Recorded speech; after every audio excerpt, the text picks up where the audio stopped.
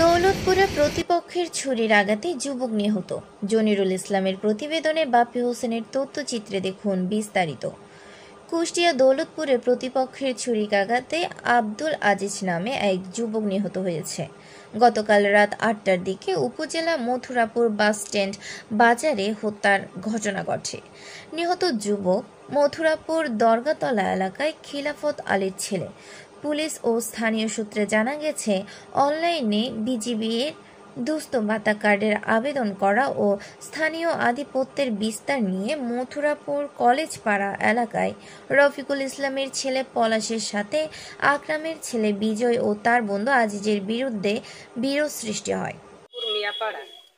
যে মারা গেছে সে আমার দেবর, আমি ওর বড় ভাবি।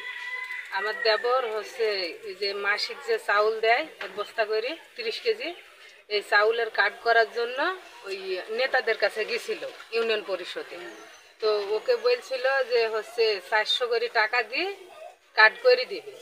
তো ও হচ্ছে 5টা কার্ডের জন্য টাকা জমা দিয়ে এসেছিল ইউনিয়ন পরিষদে। তো পরে ইউনিয়ন পরিষদ থেকে সেই কাগজ রিটার্ন আসে নাই।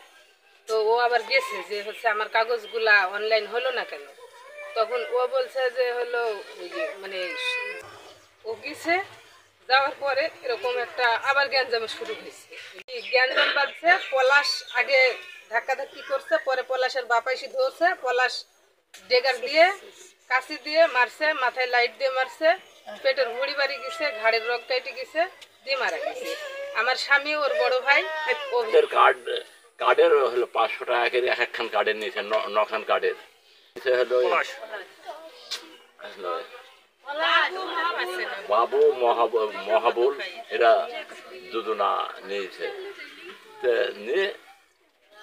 নিয়ে বেলা ওই যে ইয়াকে মারিছে পলাশকে দিতে, এই সারা ওকে বুঝেছিল কেন, ওয়ারে বুঝেছিল কিসের জন্য, আমরা টাকা নিয়েছি, তোমারে বুঝেছিল কিসের জন্য। মহাবুল পলাশকে দিয়ে মারিছে। এরই সূত্র ধরে দুই বন্ধু বিজয় ও আজিজ মথুরাপুর বাস স্ট্যান্ড বাজারে অবস্থাকালে প্রতিপক্ষ পলাশ সশস্ত্র অবস্থায় ঘটনাস্থলে গিয়ে তাদের উপর হামলা চালায়।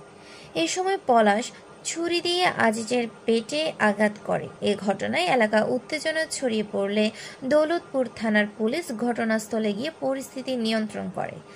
দৌলতপুর থানার ওসি মোহাম্মদ নাজমুল হুদা বলেন, অনলাইনে ভাতার কাজ করা নিয়ে প্রতিপক্ষ ছুরির আঘাতে একজন নিহত হয়েছে।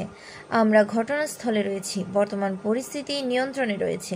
নিহতদের মরদেহ মর্গে প্রেরণ করা হয়েছে। হত্যার ঘটনার সাথে জড়িতদের অভিযোগ এলে তাদের বিরুদ্ধে ব্যবস্থা নেওয়া হবে। জনিরুল ইসলাম, ডাক বাংলা টিভি।